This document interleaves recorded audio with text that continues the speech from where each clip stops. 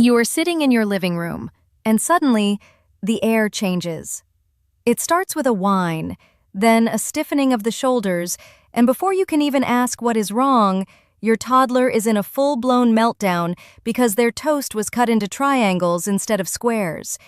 You feel that familiar tightening in your chest, a mix of exhaustion and a quiet, haunting question. Why is my child always so irritated?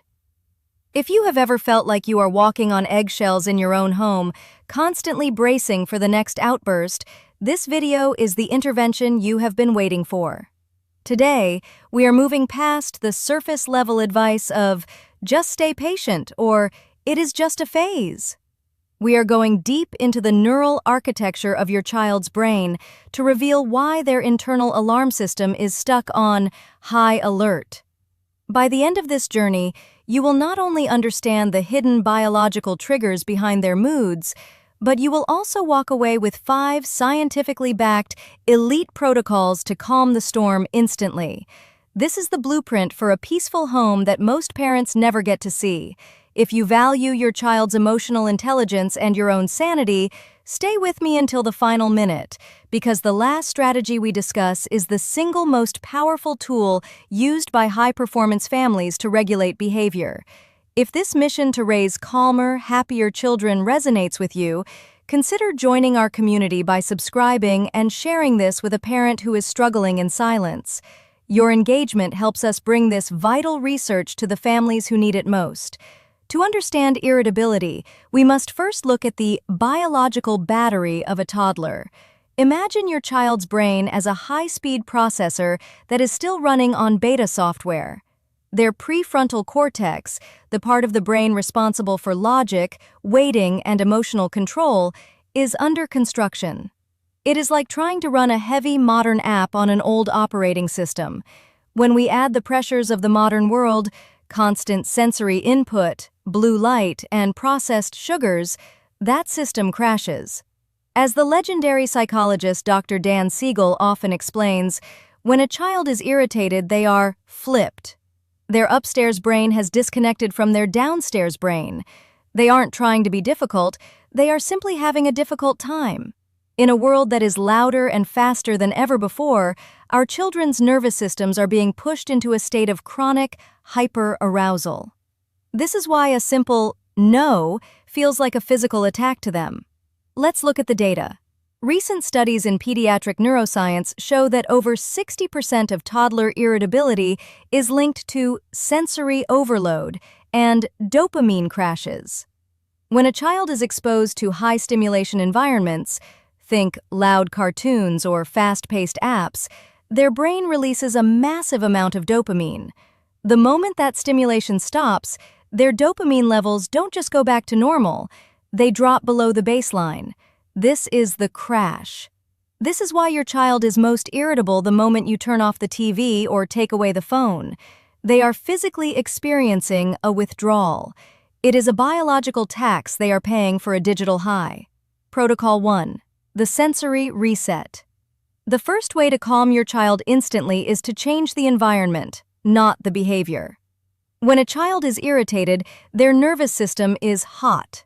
Talking, explaining, or scolding only adds more noise to an already overloaded system. Instead, utilize the low-light anchor. Dim the lights, turn off the background music, and lower your own voice to a whisper. By reducing the sensory input, you allow their nervous system to downregulate. Famous educator Maria Montessori believed that the environment is the third teacher. If the environment is chaotic, the child will be chaotic. Creating a calm corner with soft textures and no electronics can reduce daily outbursts by nearly 40%. Protocol 2.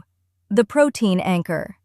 Irritability is often hangry, hunger plus anger, disguised as a personality trait. In our fast-paced lives, we often rely on quick carbohydrates, biscuits, white bread, or sugary cereals.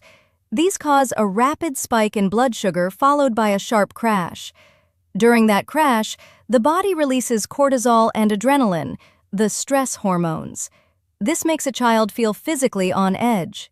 To fix this, ensure every snack includes a high-value protein or healthy fat, like walnuts or a boiled egg. This stabilizes the blood sugar and prevents the hormonal irritability that leads to mid-afternoon meltdowns. Protocol 3. The 20-second connection. In a world of distracted parenting, our children often feel a connection deficit. We are in the same room, but we are on our phones. Irritability is often a desperate, subconscious bidding for attention. The next time your child starts to whine, stop everything. Get down on their eye level, physically lower than them, and give them 20 seconds of focused eye-to-eye contact. Dr. Gabor Mate, a world-renowned expert on childhood development, emphasizes that the greatest gift a parent can give a child is their own presence. This short burst of oxytocin, the connection hormone, acts as a natural neural sedative, calming the child's amygdala instantly. Protocol 4. The heavy work shift. Sometimes irritability is trapped energy. A toddler's body is designed for massive physical movement. When they are confined to small spaces or seated for too long, that energy turns into frustration.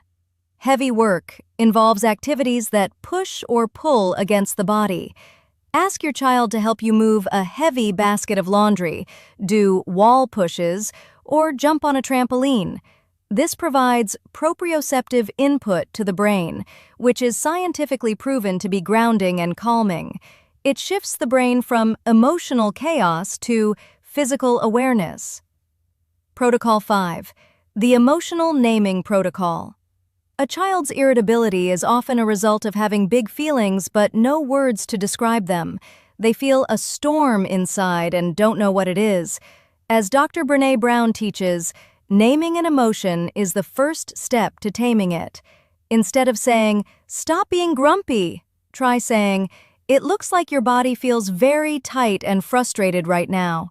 When you name the feeling, you move the activity from the emotional amygdala to the logical prefrontal cortex.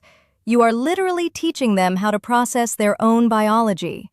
As we conclude this deep dive, remember that you are the external regulator for your child's internal chaos.